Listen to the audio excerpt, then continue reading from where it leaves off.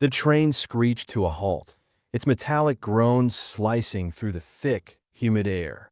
Jasmine stepped onto the platform, her heart pounding like a trapped bird desperate to break free. Her hands clutched the worn handles of her carpet bag, fingers tightening instinctively as if holding on to something far more fragile than fabric and thread. Around her, the townsfolk gathered, some curious, others judgmental, their eyes sharp as knives, dissecting her every move. She felt their stares like weights pressing down on her shoulders, each glance carrying silent questions she couldn't answer. Somewhere in this sea of unfamiliar faces was the man who had promised her a future filled with wheat fields swaying under endless skies, laughter echoing through sunlit afternoons, and love that would anchor her to a new life. But when Colt Vance finally appeared, stepping forward with an air of practiced authority, everything shifted. His cold gaze swept over her frayed dress, the scuffs on her boots, the stubborn squareness of her shoulders. For a moment, his lips twitched into what might have been mistaken for a smile, but it was fleeting, a mere flicker before vanishing into something colder, harder. Then he turned away entirely, leaving Jasmine standing alone under the weight of whispers that rippled through the crowd like wind through dry grass. And then she appeared, Lavinia Sterling, radiant and golden, slipping her arm through Colt's with effortless ease. She moved like sunlight made flesh, her laughter high and lilting, breaking the heavy air like a whip crack. Together, they strolled off, their departure sharp as a slammed door, leaving behind silence so thick it seemed to hum in Jasmine's ears.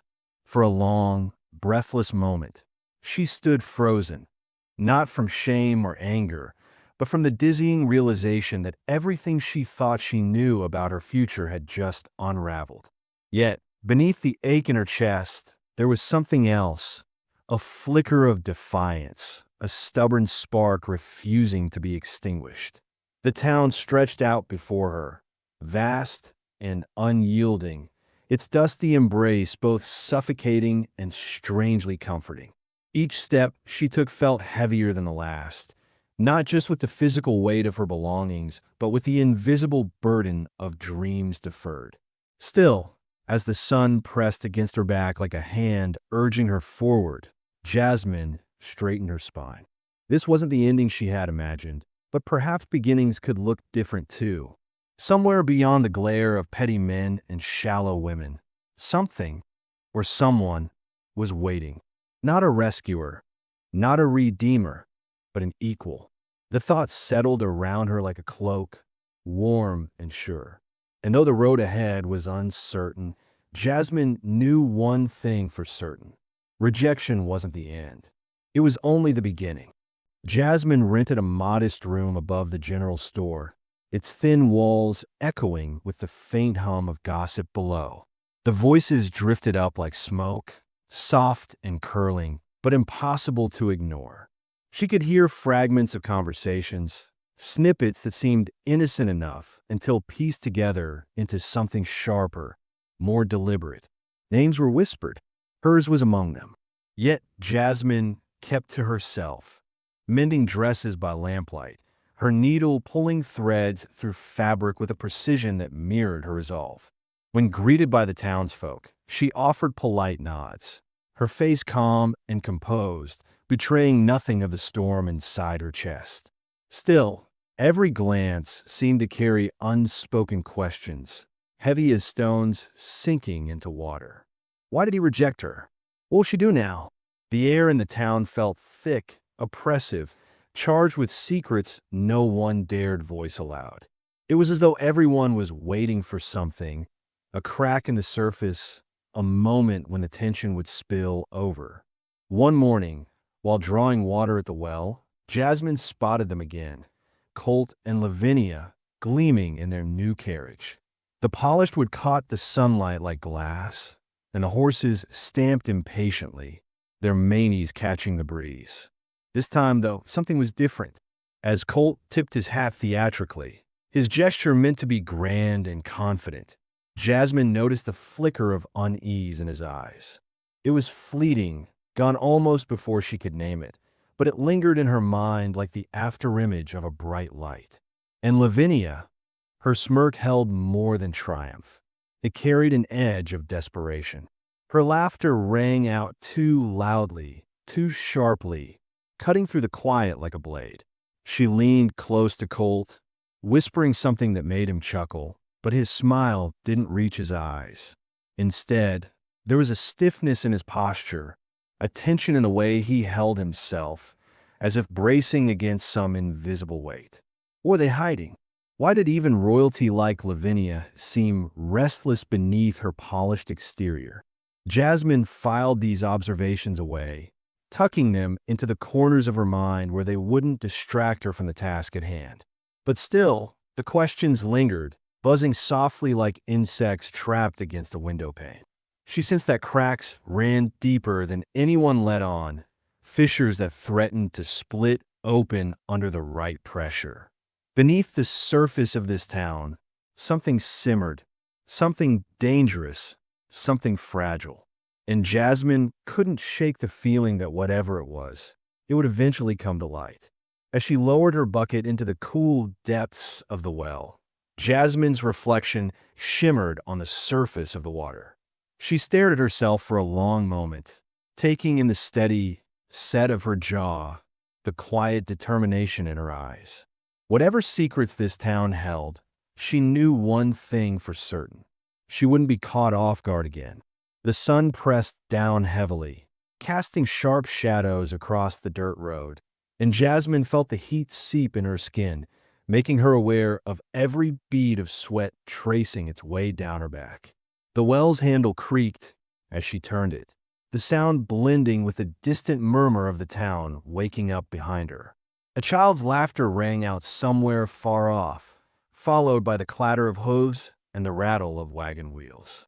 Life moved forward, oblivious, or perhaps indifferent, to the turmoil churning beneath the surface. But Jasmine wasn't oblivious. She had learned to see what others chose to overlook. The tightness in Colt's jaw when he thought no one was watching, the way Lavinia's fingers twitched nervously around the reins of her carriage, the subtle exchanges between townsfolk that hinted at alliances shifting like sand dunes in the wind. These details weren't loud or obvious, but they were there, stitched into the fabric of the town like threads in a tapestry. And Jasmine, who had once been dismissed as just another outsider, now found herself piecing those threads together, forming a picture she couldn't yet fully understand, but one that unsettled her all the same. She pulled the bucket up slowly, letting the rhythm of the motion ground her. The water inside rippled slightly, reflecting the sky above, a vast expanse of blue marred only by a few wisps of cloud. For a moment, she allowed herself to imagine what it might feel like to be untethered, free to drift wherever the winds took her. But then reality settled back in, heavy and unyielding. Freedom wasn't something given easily in a place like this. It had to be earned, fought for, carved out of stubborn soil with calloused hands and unwavering resolve. And so, Jasmine carried the water back toward the boarding house, her steps measured and deliberate. Each footfall stirred small clouds of dust that swirled briefly before settling again, much like the thoughts swirling in her mind. She didn't have answers yet, but she knew one thing. The storm brewing in this town wasn't just about Colt or Lavinia or even herself. It was bigger than any single person, deeper than any individual grievance. It was the kind of storm that could reshape landscapes, leaving behind scars that might never fully heal.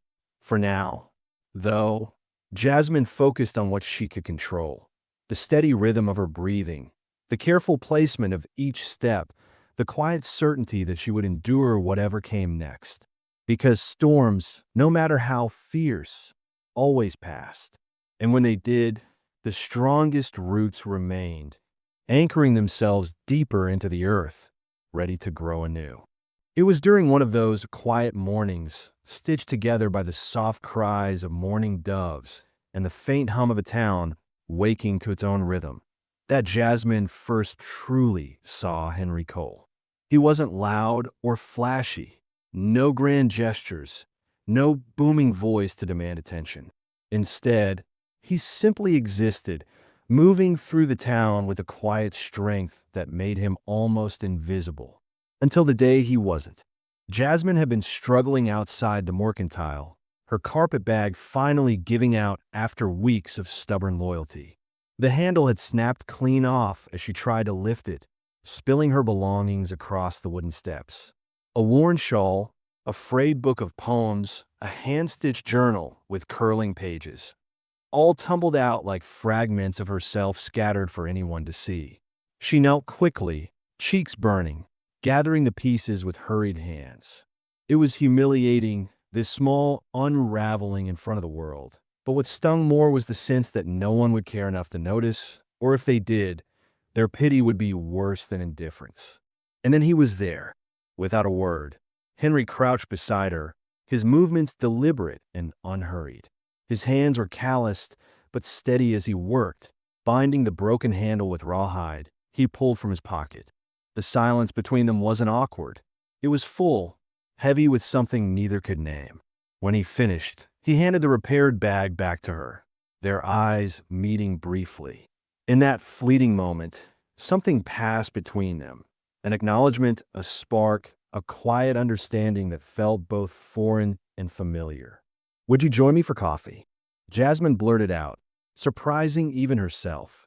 The words tumbled out before she could second-guess them, bold and tremulous all at once. Henry paused, his boot already on the dusty road, and turned back to look at her, really look at her, as if weighing not just the offer, but the heart that had dared to make it. For a long moment, he said nothing, his expression unreadable. Then, finally, he tipped his hat slightly, a small solemn gesture. "Reckon I could," he said, his voice low and steady, like the first notes of an old hymn.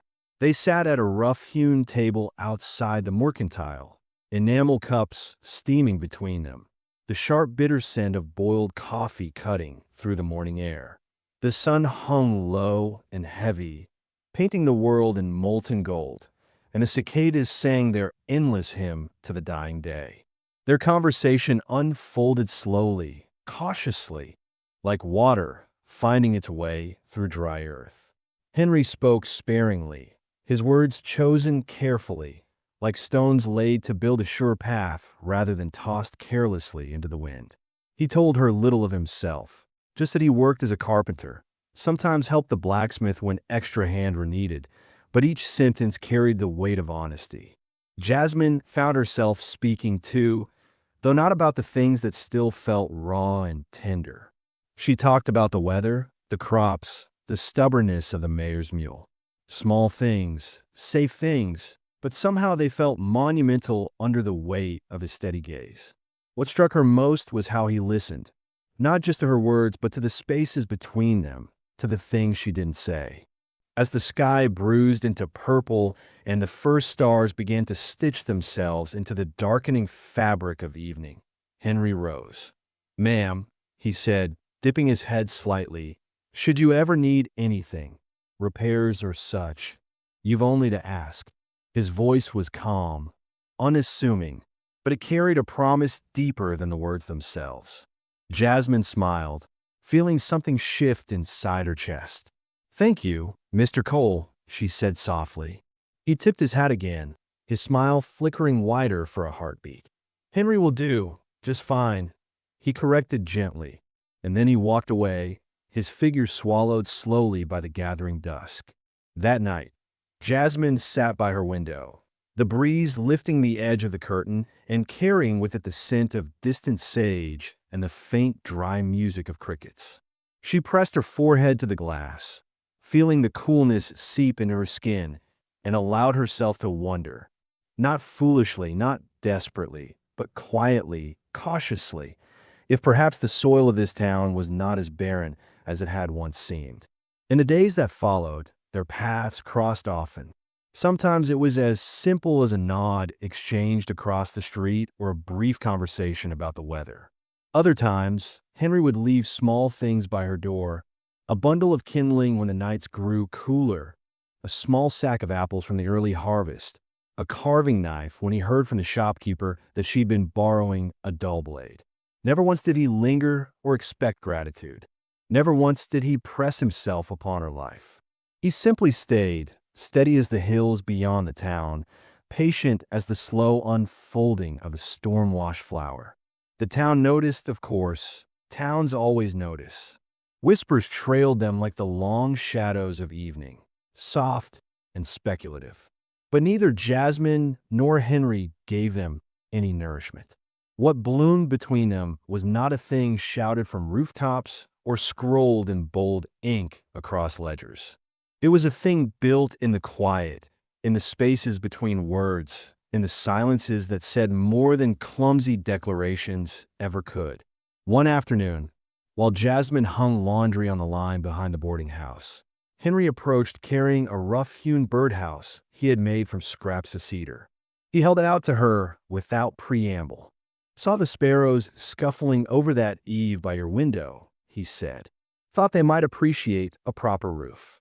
Jasmine took the birdhouse in her hands, running her fingers over the smooth wood, the careful joints, the tiny carved heart at the base where it would rest against the wall.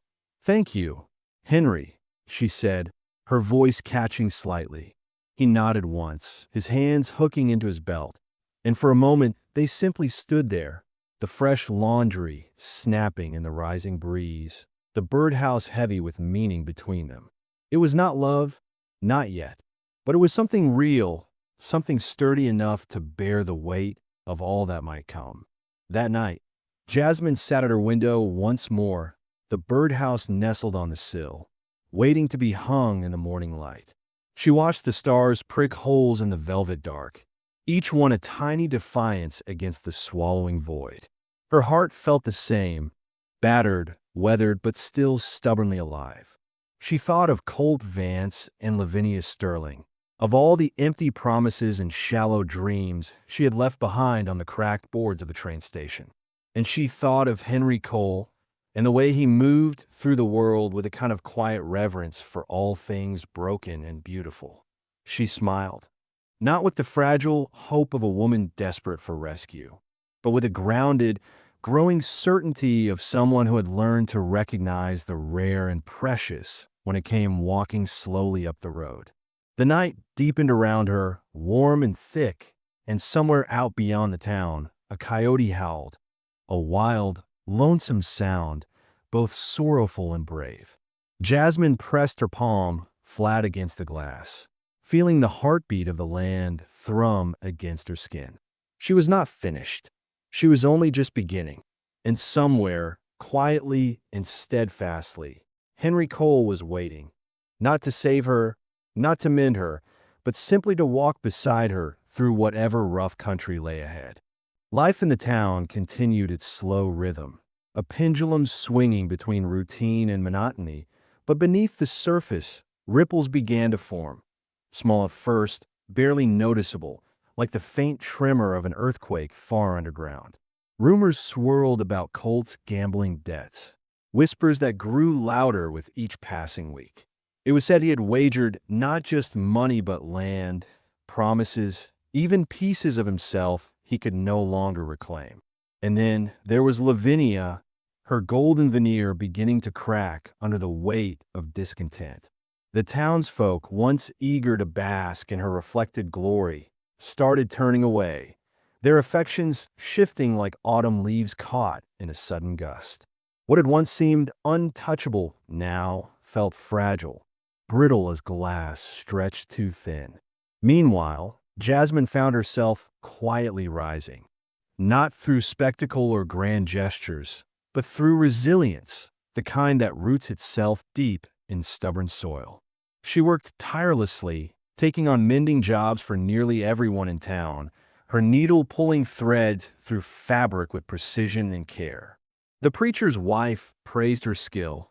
The ranchers muttered thanks for sturdy coats that would last through winter. Even the children she tutored began leaving small tokens of gratitude.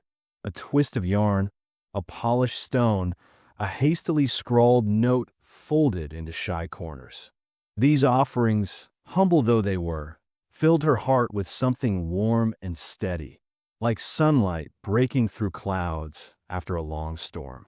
Henry became a constant in her life, though he never demanded to be.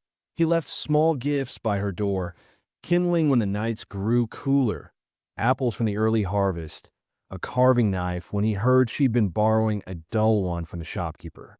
Each gift was thoughtful, deliberate, yet never intrusive. They carried no expectation, only quiet care. People noticed, of course. Towns always notice, but Henry and Jasmine gave them nothing to feed on. Speculation simmered, soft and low like embers waiting for fuel, but remained unspoken, hovering just out of reach. Whatever bloomed between them was private, built in silences that spoke louder than declarations.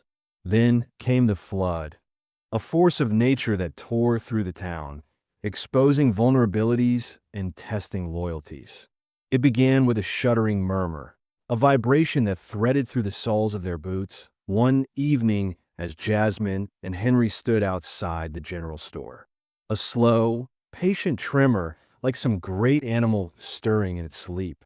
The air, already heavy with the scent of distant rain, thickened further, pressing close against their skin.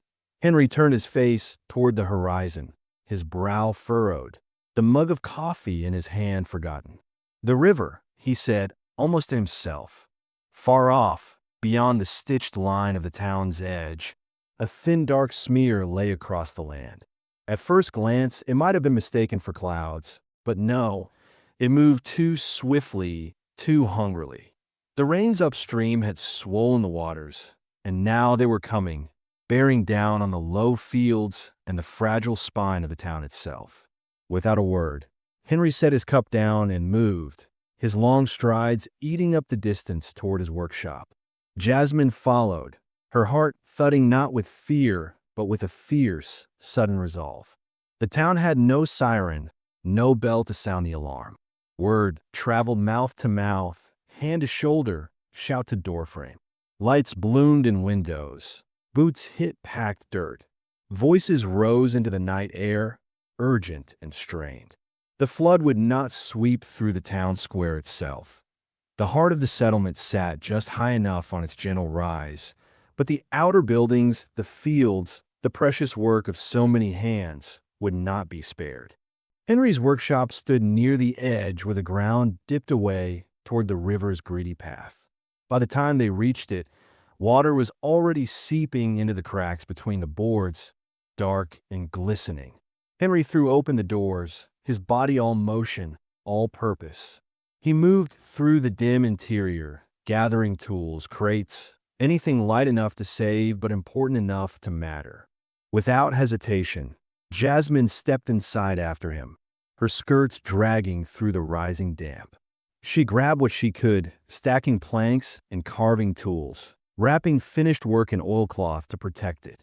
Henry caught her eye once, about to protest, but she shook her head fiercely, and he understood. They worked in tandem, the trust between them seamless, needing no words. Outside, others came running. Townsfolk who had once whispered behind their hands about Jasmine, about Henry, about all the things they did not understand. Now, in the face of greater need, such smallness fell away. The station master barked orders. The blacksmith's sons heaved heavy benches onto wagons. Even old Miss Turner, her back bent and her hands twisted with arthritis, tottered forward to offer oilskins and blankets. The water was a living thing now, a roaring, churning creature that tore at fences, lifted barrels, snatched away anything not anchored deep to the earth. It licked at the porch of the workshop, groping hungrily for more. Henry heaved the last crate onto a wagon and turned to Jasmine, his face hard with the knowledge of what they could not save. The workshop itself would be lost. There was no fighting the river's hunger. He caught her hand in his, rough and calloused but warm. "Let it go," he said. She nodded, her chest tight with the pain of it, but stronger still was the knowledge that what mattered could not be swept away. Together, they climbed onto the wagon, Henry snapping the reins hard, the mule lurching into motion. They fled before the water's onrushing fury, the river howling its rage behind them. When they reached the square, higher and dry, the townsfolk gathered, a huddle of soaked, mud-streaked souls bound now by something stronger than gossip or convenience. They watched in silence as the river consumed the outer edges of their town, a relentless black tongue licking at the borders of their lives. Jasmine stood beside Henry, their shoulders brushing, neither reaching for the other but bound nevertheless by something fierce and wordless. As dawn bled slowly into the sky, the river began to recede, sated for now. What it left behind was ruin. The workshop gone, carried off in splinters and sorrow, fields flattened, crops tangled and drowned, but also the raw, aching possibility of renewal. The days that followed were a blur of labor. Men and women worked side by side, salvaging what they could, building what they must. No one stood idle. No one waited to be asked. Jasmine stitched tarpaulins into makeshift shelters. Henry stripped to his shirt sleeves, swinging a hammer with relentless focus, raising walls where none had stood before. The blacksmith's daughter brought soup in battered tin bowls. The preacher's wife patched clothes with trembling, arthritic fingers. Even Colt, humbled and gaunt, turned up to swing a shovel until his palms bled. There was no room now for pride or pity or old wounds. Only work, only survival, only the slow, stubborn planting of new hope in sodden soil. One evening, long after the sun had bled its last into the land, Henry found Jasmine sitting alone on the steps of the newly raised community hall, a rough but sturdy structure that would serve until the church could be repaired. He sat beside her without a word, their bodies casting long shadows into the cooling dust. They sat that way for a long while, watching the stars struggle into being overhead, pale and flickering against the bruised sky. At last, Henry spoke, his voice low. "I lost a lot," he said. "That workshop was my livelihood, my pride." Jasmine turned her head, studying his profile in the faint starlight, the hard line of his jaw, the gentle set of his mouth. "But looking at you now," he continued, "I don't feel the loss the way I thought I would." She felt her breath catch, not with fear, but with something deeper, richer, the slow, unfolding wonder of being seen. Truly seen. "You built things with your hands, Henry Cole," she said softly. "But you also built things with your heart." His smile, when it came, was slow and sure. "And I reckon I'd like to keep building, Jasmine Hayes," he said. "If you'll have me." There were no grand declarations, no bended knees or glittering rings. Only two battered souls offering what little they had left and finding it more than enough. Jasmine reached out, her fingers finding his, their hands tangling together with the easy certainty of roots winding deep into rich, waiting earth. "I'll have you, Henry," she said, her voice steady as the hills. "And I'll build with you." He pressed a kiss to her knuckles, reverent and sure, sealing the promise with the tenderness of a man who understood the true weight of oaths. Around them, the town pulsed with a quiet thrum of life beginning again. Hammers rang out from the forge, laughter spilled from open windows, babies cried, dogs barked, men and women shouted greetings across streets still thick with drying mud. It was not the world they had known before. It was something new, something hard-won, something fiercely beautiful. Jasmine leaned her head against Henry's shoulder, feeling the slow, steady beat of his heart beneath the rough fabric of his shirt. They would build a home, not just of wood and nails, but of shared labor, of kindness offered and received, of dreams planted deep and tended with patient hands. They would weather storms, for storms would surely come again. The land demanded no less of those who dared call a home, but they would weather them together. As the stars thickened overhead, spinning their slow, ancient dance, Henry rose and helped Jasmine to her feet. They walked back through the sleeping town, past crooked fences and broken fields, past scars left by the flood and the stubborn blooming seeds of tomorrow. Hand in hand, shoulder to shoulder, heart to heart, the prairie stretched before them, vast and wild and achingly beautiful, singing its endless, wordless song of loss and renewal. And in that great whispering chorus, Jasmine and Henry added their own small, defiant note, not loud but true, not thunder, not river, but the deep, abiding rhythm of two souls choosing again and again to stay. Yet, amidst the rebuilding, amidst the quiet triumph of survival, Jasmine couldn't shake the feeling that the storm wasn't just external. Something, or someone, was still coming. Autumn crept into the evenings, bringing cooler air and brittle leaves that crunched underfoot like whispers of time passing. The days had grown shorter, their edges softened by golden light that seemed to stretch thinner with each sunset. One evening, as the sky bled its last hues of amber and violet, Colt returned, his figure cutting a dark silhouette against the worn road leading into town. He rode a tired-looking mare, dust streaking his boots and coat, his face drawn and weathered as if the summer had wrung something vital out of him. Jasmine saw him first from her window, her heart calm, not racing, not trembling, but steady, like the slow beat of a drum marking time. She felt no fear, no anger, not even the bitter satisfaction she might have once imagined savoring. Only a quiet, almost tender sorrow for what might have been and never was meant to be. Word of his return spread through the town like a whispered prayer, carried on the wind and stitched into every glance exchanged between neighbors. By the time the sun bled fully into the horizon, Colt was seated alone at the corner table of the saloon, nursing a whiskey with the desperation of a man who once thought himself above desperation. The next morning, Jasmine stepped lightly down the steps of the boarding house, her basket of mending balanced against her hip. She did not expect to see him waiting at the bottom of the stairs, hat clutched in his hands like a boy about to confess to breaking a window pane. "Jasmine," he said, his voice roughened by dust and regret. She stopped a safe distance away, studying him without hostility, without warmth. "I reckon I owe you an apology," he said, his eyes darting briefly to her basket, then back to her face. His words stumbled over themselves, falling into the silence between them like stones dropped into still water. "I was wrong," he said finally, his voice cracking under the weight of his own admission. "About you.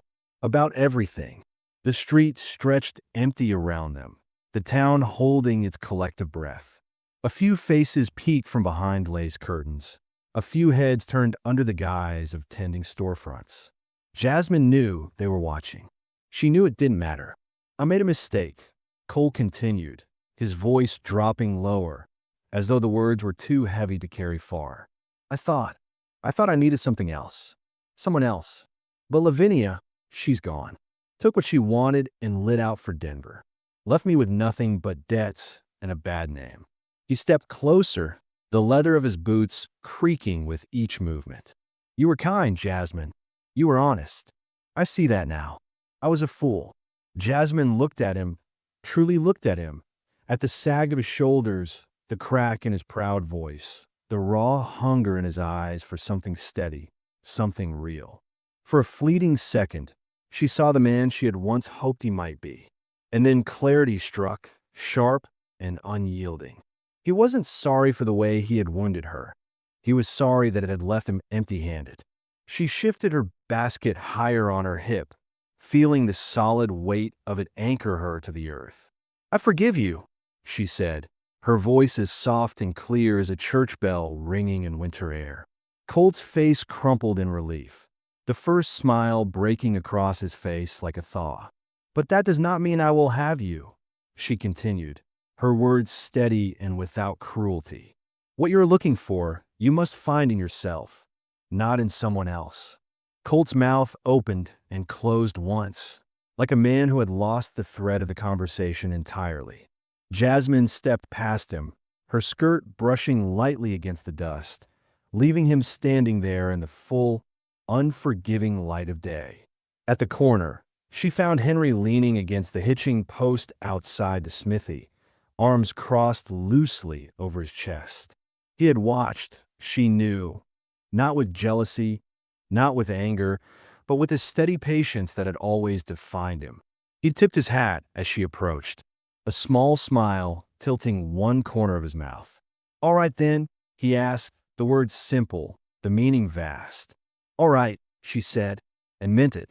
They walked side by side toward the store, toward the life that awaited them. Not hand in hand, not yet, but with the easy, measured rhythm of two souls that had found at last a cadence that fit. That evening, Jasmine stood on her porch, the repaired birdhouse hanging above her window, a faint silhouette against the deepening indigo sky. The town around her settled into the soft murmur of twilight, a dog barking at nothing in particular, a child laughing somewhere in the distance, the low hum of a fiddle drifting from the saloon. She breathed in the cool air, filling her lungs with the scent of dry leaves and distant promised rain. Henry came up the steps carrying 2 mugs of coffee. He handed her one without a word and settled onto the top step, stretching his long legs out before him. They sat in silence, the kind of silence that needs no filling. After a while, Jasmine spoke, her voice low. "I thought once that love would come like thunder, like a river breaking its banks." Henry sipped his coffee, waiting. "But maybe it comes like this instead," she said, gesturing vaguely at the space between them. "Quiet, patient, certain as the turning of the seasons." Henry smiled into his cup. "I reckon it does," he said. The stars blinked open overhead, one by one, and the night folded itself around them like a worn, beloved quilt. Jasmine felt the last fragile threads of her old life fall away, carried off on the sighing wind. What remained was not loss, not emptiness, but space, vast and rich and waiting. Henry turned his head, looking at her with that steady, seeing gaze. "Jasmine," he said, "if ever you think you might want more than coffee and quiet evenings, you've only to say." She looked at him, at the sure curve of his mouth, at the hands that built things meant to last, and felt something deep within her, something strong and certain, shift into place. "Not yet," she said, smiling, "but soon." Henry tipped his hat back and laughed, a low, warm sound that rolled into the night like distant thunder. They sat until the chill of evening seeped into their bones, and the stars crowded thick and bright overhead. 2 figures carved out of dust and time and stubborn hope, rooted deeply in a world that had tried its best to break them and failed. The night whispered around them, carrying the promise of a new season, a new beginning, a life built not from regret, but from the steadfast, simple miracle of staying. And somewhere deep in the heart of that quiet, unfolding world, the first seeds of love took root, unseen but certain, ready to bloom.